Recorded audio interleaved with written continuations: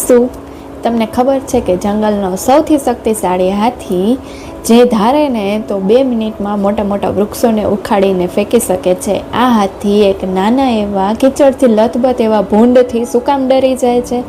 આ વાર્તા પાછળનું અસલી રહસ્ય તમારા માટે જાણવું અત્યારના સમયમાં ખૂબ જ જરૂરી છે, જે તમારી વિચારવાની રીત આખી બદલી નાખશે. તો ચાલો જાણીએ આ વાર્તા. નમસ્કાર મિત્રો, સ્વાગત છે તમારો અમારી ચેનલમાં. આજે આપણે જાણીશું એક વિશાળકાય હાથી અને નાના એવા ભૂંડની વાર્તા. એક ગાઢ જંગલ છે. આ જંગલમાં બધા પશુ પક્ષીઓ હળીમળીને રહે છે. આ જંગલમાં એક વિશાળકાય હાથી જે ખૂબ જ શક્તિશાળી હોય છે તે રહે છે. શક્તિશાળી હોવા છતાં આ હાથીનો સ્વભાવ છે ને ખૂબ જ શાંત છે. તેથી જંગલના બધા પશુ પક્ષીઓ આ હાથીને ખૂબ જ માન આપતા. હવે આ હાથી રોજિંદા નદીમાં સ્નાન કરી અને પ્રભુનું સ્મરણ કરે છે. હવે એક દિવસ તેના રોજિંદા ક્રમ મુજબ તે નદીમાંથી સ્નાન કરી અને પાછા ફરે છે. ત્યારે જંગલમાં એક એવો રસ્તો આવે છે કે જે ખૂબ જ સાંકડો હોય છે અને એની ઠીક બાજુમાં કાદવ કીચડવાળી જગ્યા હોય છે. જ્યારે હાથી જે એ રસ્તા ઉપરથી પસાર થાય છે ને ત્યારે તે જોવે છે કે સામેથી ભૂંડ આવે છે જે તદ્દન કાદવ અને કીચડવાળું ભરેલું હોય છે. હવે હાથી વિચારે છે કે જો હું આને આ રસ્તે આગળ વધીશ ને તો આ ભૂંડ છે ને મારાથી ટકરાશે અને મને પણ પાછો કાદવ કીચડવાળો ભરી મૂકશે અને હું તો હજી હમણાં જ પવિત્ર થઈને નીકળો છું. ત્યારે હાથી છે ને ખૂબ વિચારી અને પોતાનો રસ્તો બદલી નાખે છે.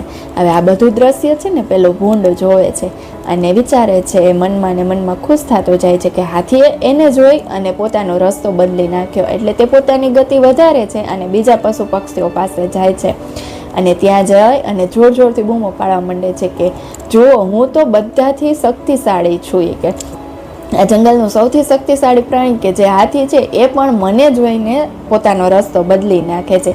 એટલે આ જંગલનો સૌથી શક્તિશાળી પ્રાણી હવેથી હું છું એમ.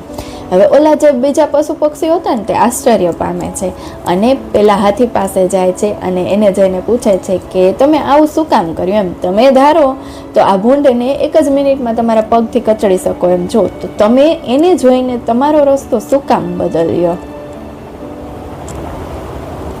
ત્યારે આ હાથી બધા પશુ પક્ષીને કહે છે કે હું બહુ સારી રીતે જાણું છું કે હું આ ભૂંડને એક જ પગથી કચડી શકું એમ છું, પરંતુ જો હું તેની સાથે લડાઈ કરત ને તો તેના શરીર ઉપર રહેલું કીચડ મારી ઉપર લાગત અને હું ગંદો થઈ જાત.